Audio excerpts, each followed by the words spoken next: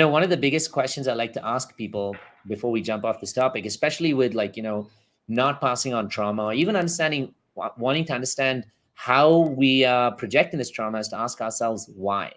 Like whenever we show up in a moment where, for example, working for validation, that's something I suffer from greatly, being like, a lot of us like high achievers out there who feel like, I have to hit this deadline, I have to perform this way, I have to do this, because if not, I'm not going to be successful. When I stop and ask myself, where did this come from? Like, why am I working like this? Because nobody on the outside really cares. No one outside is really measuring. It's just me. But then when I break it down, I'm like, maybe I'm still trying to prove this to my dad and my mom. Maybe I'm trying to still prove to them that I'm worth it, that I'm like amazing, that I can be successful. And so really, when I think about it, I'm not even working for my own success. I'm working to prove my success to somebody else. So that's powerful. That's powerful. And it's interesting that you bring that up, because that is the foundation of one of the biggest breakdowns that I ever had, was in fact following everybody else's definition of success instead of my own. So I started in media at a very, very young age. My mom opened a newspaper when I was 15, and she was like, "You're the only one that knows how to use a computer, so you're going to be the graphic designer, done deal." I was like, "What? I don't want to do this shit. This is nonsense." Teenagers, I was a teenager too. So long story short, I ended up falling in love with it. Like I fell in love with doing the graphic design. I fell in love with, I eventually began writing for the newspaper. I had a column on like how to get into college with scholarships. I wrote it in Spanish and in English. Fast forward, I went from print to television to radio. Wow. But in between that, I opened my first dance studio in 2003. So I had just graduated from high school. Right. And I was at one point managing my radio career. So in the transition between radio and television, I was working mornings in radio. I was working evenings in television. I was still managing my dance studio, Gigi's Academy. And I wanted to get my master's degree, and I was doing it all at the same time until eventually I burnt out to the degree of I lost my vision while I was driving one day, and I could hear the car zooming past me and my hands like sweating on the steering wheel and not being able to see a damn thing. And so, of course I went to get checked, and I had like, I always say the story as I went to Dr. Google and I had everything under the sun, because that's the worst thing you can do when you feel anything scary. Like, do not Google it. Just go to your actual doctor. But I was just depleted. And I remember asking myself, like, why the hell am I doing any of this shit? Because on paper, I looked really, really successful. And in many ways, I was. But I wasn't feeling accomplished. I always felt like I needed one more thing to do. I needed one more thing. I needed one more gig, right? And it's because in the sphere of pleasing my parents, it was degrees, right? Like college is a must. And the more degrees you have, the more money you're going to make, which is complete bullshit. But it was the belief that was given to me by my parents, right? And so I went for the bachelor's, and then I went for the master's. And then in television, what makes your high standing, right, is either news or sports. Like that's where the most money is. That's where the big deal is. I tried news and I found it supremely depressing. So I moved on to sports. And then in radio, the top notch is doing mornings. So I worked my way up to mornings. But I never stopped to ask myself, what about in Gigi's life? Like what makes Gigi feel successful?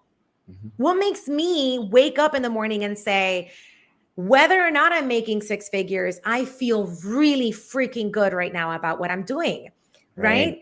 And eventually, it was in fact realizing what you just said, that I was pursuing everybody else's definition of success, and that leading me to a very scary burnout experience.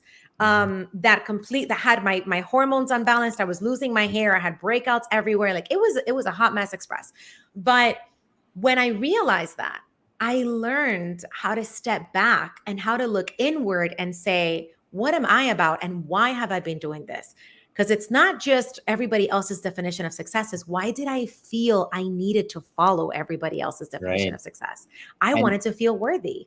I wanted my mom to approve of me. I wanted everybody else to think I was successful. I wanted my bosses in radio and television to think like I'm worth the raise. I'm worth the position, but none of that self-worth was coming from me. I needed it from the outside. And Right. that sucks. It sucked to feel that way. And I didn't even realize it until I nearly almost could have died on the highway. So, how Yeah. do we uncover that? How do we find if we have those self worth issues? You know what's funny also with all of those statements is that we use the word success so much, right? And we're talking about like, the money, the six figures, the success, all of that. What if we were able to track back all of those reasons we're working, and we were to replace it by love? Because in Mm, truth, that's actually what we want. The success is just a manifestation of the love that's delivered from our parents, or from the boss, or from society, or from the bank, which tells you you've got six figures. When you open up your bank account and you see like, holy shit, I've got $1 million, what you feel is not, I'm the queen of the world. You feel like I'm important, I am safe, I'm loved, I'm validated. And that's my favorite thing about reparenting, is because at one point I had to redefine my version or my idea of success. But what I realized I was doing is actually I was redefining my version of myself, not mm, just what I found successful, but whether or not I was lovable if I chose this career or not, whether or not I was going to be lovable if I chose to live somewhere else, choose a different partner, speak a different language, any of those things. And so with reparenting, the strongest idea of like success is understanding, first and foremost, whose version of success, whose version of love am I still running and fighting for? And success is just one of the methods or the ways to get love. And if success is the way, like success is not everybody's driver. Some people don't care about making a lot of money, but they care about being attached to a partner for like, in different ways, wanting to do every single thing with them. For them, their idea of success is, as long as I have this person in my life and I'm attached to this person, I'm safe. So mm, understanding what's behind the success. Why is it that the success is important? Because it makes me feel, like I said, loved, validated, safe, protected, recognized, a strong member of society. But all of those things mean I'm just being loved. So when I start to give myself love, mm. then what happens to all of these fucking definitions that I've had of my life? What happens to the job I kind of choose? If I love myself so much and I'm not afraid of someone not loving me if I want to become a sweeper on the streets, then maybe I go and do it and I'm not really afraid of it. If I start to love myself so much that I want to choose someone who actually respects and likes their own boundaries, and not someone who texts me all the time, or someone who's chasing after me all the time, or someone who expects to validate me all the time, then suddenly I'm like, wow, this is a much better, more suitable relationship for me. But it all has to come with me redefining my version of myself, which comes from defining how I give myself love, how I reparent myself, how I see myself. For example, those same moments, and Gigi, you and I suffer from the same thing with like, this overachiever thing. And I'm so proud of you to see where you've come, especially having hurt so bad from that, that life of needing to overperform. And what's so funny is when you were talking about it, my job, because I'm a psychoanalyst, so I see straight through people's stories to who they really are. And I could see this little girl who, when you said, I loved being the graphic designer, I loved doing those things, what I actually see is a girl who loved it because her mom approved of it so much. Mm. I see a girl who was so happy because finally she got so much recognition from mama, that you were doing what mama wanted you to do in a space that mama loved, in a space that mama was comfortable.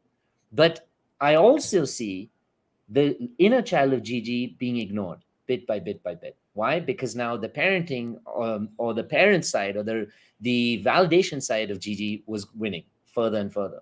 And so in our lives, there comes this like tumultuous time when, like you saw, you get this like huge burnout because the distance is just too far between your inner child and your like intuition and what really serves you, and where you are, even though it's successful, you make a lot of money and everybody else is happy, but not you. And Yeah. then when you get to this point and the distance is so heavy and there's burnout, you're like, okay, fuck this. How do I shift the scales a little more? And that's when we step into things like reparenting, discovering who we really are. What is it that really drives us? If we're constantly pursuing the lack of love we've had, we're always going to pursue the lack of success, the lack of money, the lack of whatever, because we're driving ourselves with scarcity. And so Mm. instead, when we start to give ourselves that love, now we drive ourselves with abundance. I am so lovable, so I'm going to make my own work hours. I am so lovable, so I'm going to charge what I think I deserve. I am so lovable, so I'm going to say, draw my boundary and say, no, I don't deserve this kind of person coming into my life, because I know how much I'm worth and I know how beautiful I am. Our quality of life just shoots so far up. But it's not about the adult version of who we are. It's about going back to the child version of who was not loved and who first created that identity of wanting to prove themselves. I love that. And you're right on. You're absolutely right that I mean, you called me out right now on live on 3 different platforms and on the replay and like 5 others.